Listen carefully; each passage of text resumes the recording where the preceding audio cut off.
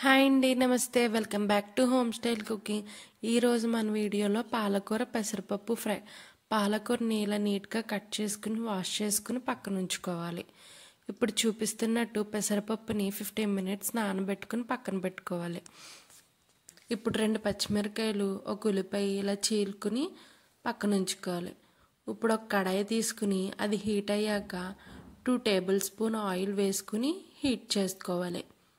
దాంట్లో కొంచెం ఆవాలు, పచ్చిశనగపప్పు, మినప్పప్పు వేసుకుని ఫ్రై చేసుకోవాలి.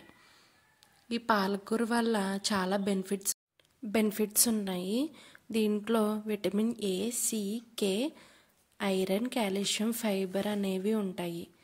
Blood pressure, immunity system, digestive system ఇవన్నీ పెంచుతుంది. హార్ట్ ప్రాబ్లమ్స్ ఉన్నవాళ్ళు దీన్ని బాగా తింటే చాలా మంచిది. ఇప్పుడు చూపిస్తున్నట్టు జీలకర్రని ఒక రోట్లో వేసుకుని దంచుకుని పొడి చేసుకుని పక్కన పెట్టుకోవాలి. ఇప్పుడు ఉల్లిపాయ, పచ్చిమిరకాయలు వేసుకుని బాగా ఫ్రై అయ్యాక పెసరపప్పు వేసుకుని ఫ్రై చేసుకోవాలి. ఇప్పుడు కొంచెం పసుపు, అల్లం వెల్లుల్లి పేస్ట్ వేసుకుని బాగా ఫ్రై చేసుకోవాలి. ఇప్పుడు కొంచెం కరివేపాకు, ఎండుమిర్చి వేసుకుని ఇవి ఫ్రై అయ్యాక మనం దంచి పెట్టుకున్న జీలకర్ర పొడిని వేసేసుకోవాలి. ఒక 5 మినిట్స్ మూత పెట్టుకుని అలాగే వదిలేయాలి.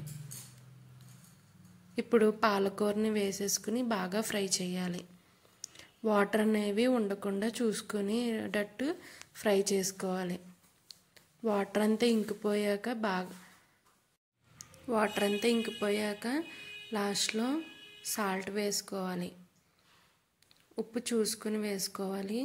కొంచెం ధనియాల పొడి, కారం వేసేసుకుని దింపేయాలి. ఎంతో టేస్టీగా ఉండే పాలకూర పెసరపప్పు fry ready. Like, share, subscribe to my channel.